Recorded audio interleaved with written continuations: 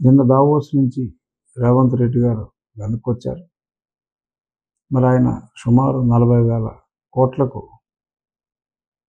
సంతకాలు చేసి వచ్చారు. ఆల్మోస్ట్ అన్నీ కూడా రిలయబుల్ కాంట్రాక్ట్స్, రిలయబుల్ సంతకాలు. ఏదో వైజాగ్లో 13 లక్షల కోట్లకు పెడితే ఇప్పుడు వచ్చి 3,000 కోట్లు కూడా 13 లక్షల కోట్లకు సంతకం పెడతాయి.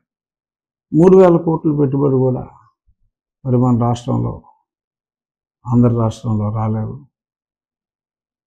సరే, లాస్ట్ ఇయర్ వెళ్ళాల, దానికి ముందు సంవత్సరం వెళ్ళారు. వెళ్ళినప్పుడు కూడా ఏదో బైజూసులు అవి మాట్లాడుకున్నారు. ఆ కంపెనీ దివాలా కొట్టింది అనుకోండి, అది వేరే విషయం.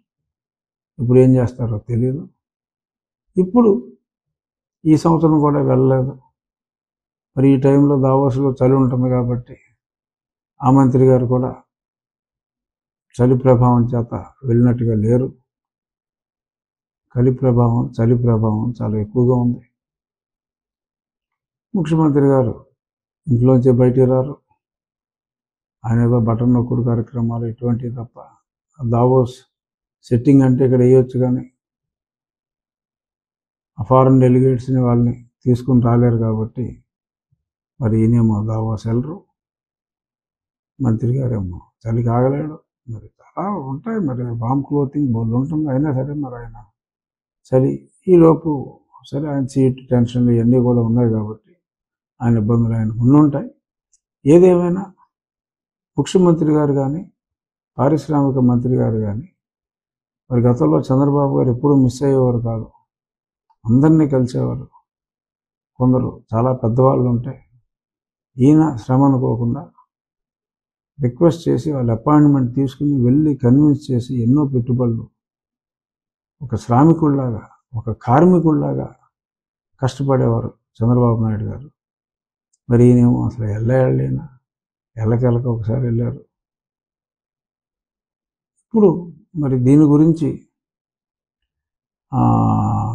ఏంటది, Takshashila school of public policies సంస్థ, అలాగే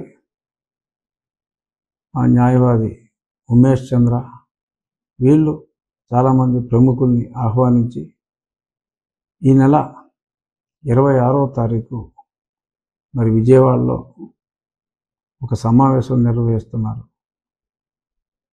ఎందుకని పరిశ్రమల్ని ఇంత దారుణంగా నిర్లక్ష్యం చేస్తున్నారు?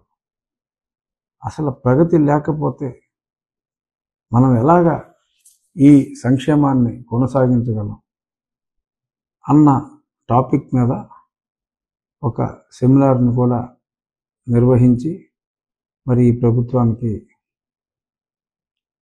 కనువిప్పు ఆర్ జ్ఞానోదయం ఆర్ అట్లీస్ట్ ప్రజలకి మనం ఇంత దారుణంగా నష్టపోతున్నాం, ఇలాంటి నిర్లిప్తత ఉన్న, నిర్లక్ష్యం ఉన్న ప్రభుత్వం వలన మనం ఇంత దారుణంగా నష్టపోతున్నాం అనే విషయాన్ని మరి అందరితో పంచుకొని మరి ఒక వినతి పత్రం బహుశా ముఖ్యమంత్రి గారికి ఇవ్వచ్చు.